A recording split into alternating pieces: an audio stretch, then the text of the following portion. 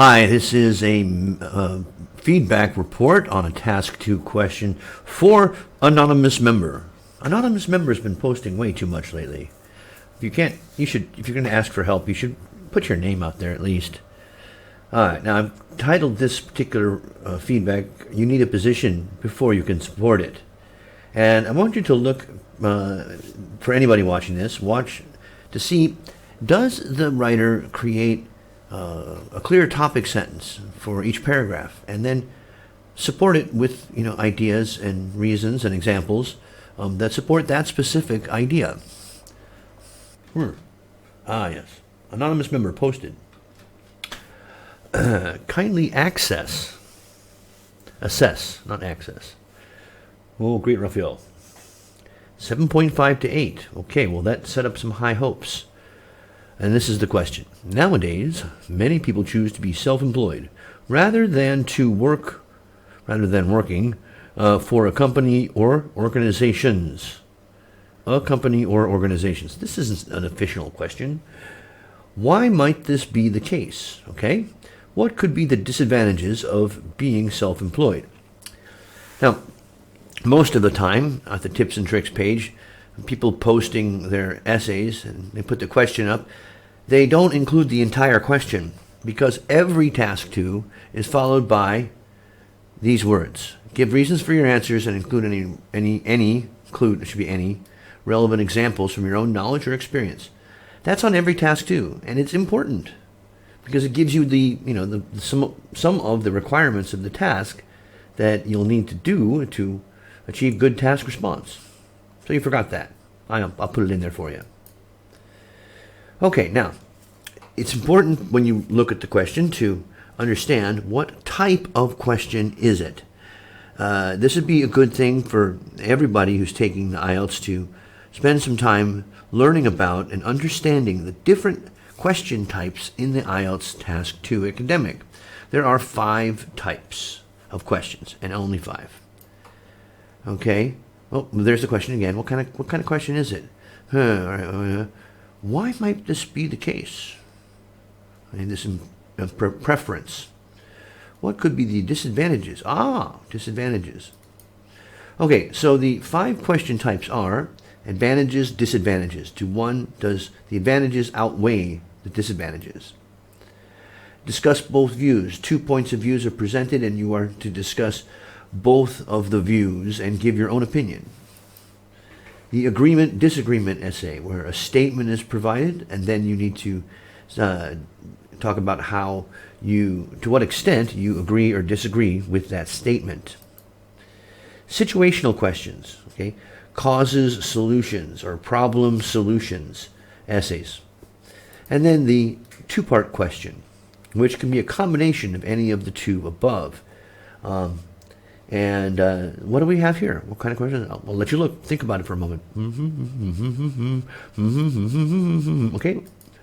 It is, oops, what? There we go. That's what it is. Although it mentions disadvantages, it is not an advantages and disadvantages because you're not asked to weigh them. Instead, very importantly, it asks you, why might this be the case? What does that mean? Well, that sounds like causes, right? What are the causes of this? So it's a combination. It's a 2-part. What are the causes of people choosing to be self-employed? And what are the disadvantages? What might they be? Okay? It's not asking you to talk about the advantages, unless you want to say that the advantages are the reason for people choosing. That might be a good point to make, but it's not straight up advantages, disadvantages. There could be other economic reasons that people are choosing to be self-employed.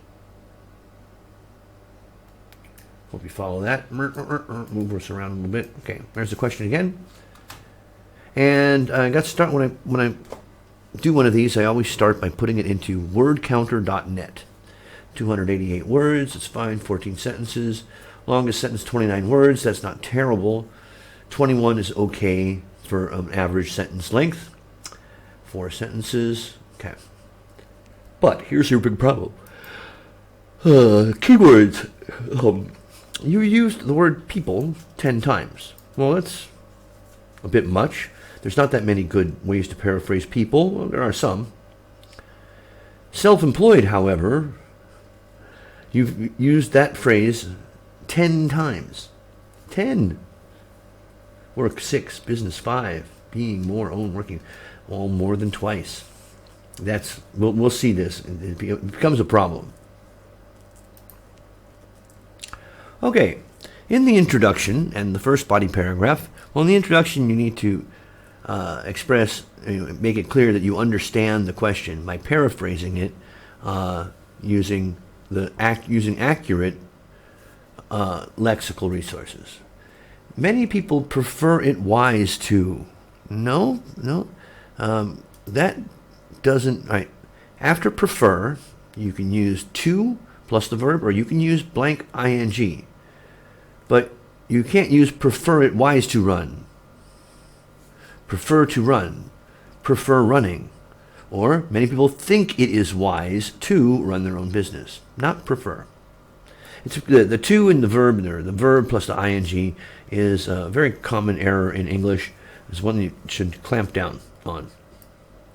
Farm here is almost certainly a typo, and you meant to say firm, I think. But since a farm is a real thing where people work, that typo looks like you're talking about the agricultural business, a farm or institution. You don't need the and there. In this contemporary world. Why do you put that in there? Okay. It doesn't, you've already made the point of the sentence. And you don't need this. What about the nowadays? Well, that's at the beginning. That's different than at the end. While being self-employed avails them more freedom and liberty to express their talents. Now, is it freedom and liberty to express their talents, or is it freedom and liberty to express their talents? You see the parsing there? All right. Can you actually define for me what is the difference between freedom and liberty? If you can't, if you're going to use terms like that, you need to make it clear what you're talking about. Avails them freedom and liberty.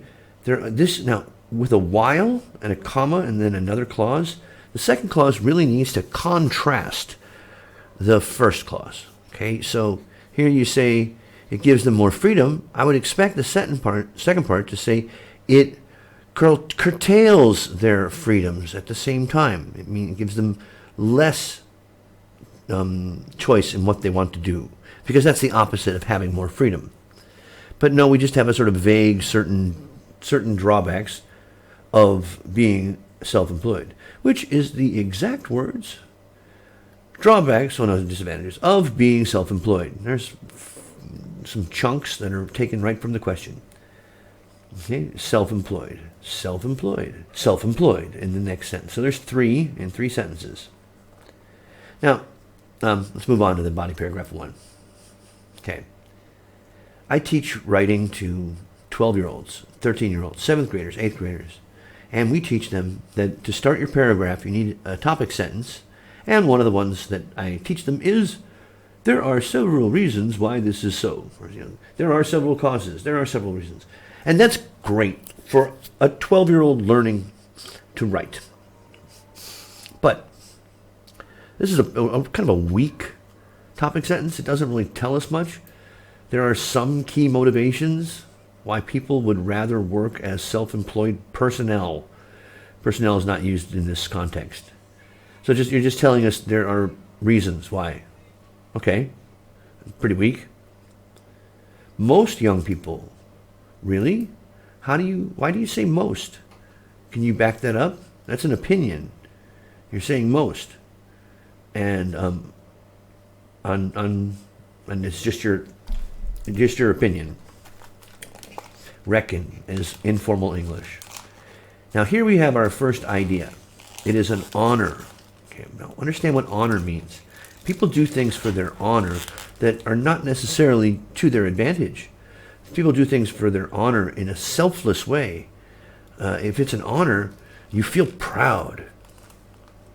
Feel an honor to work independently than work for a company. That's incoherent, due to being able to gain more freedom and more profit.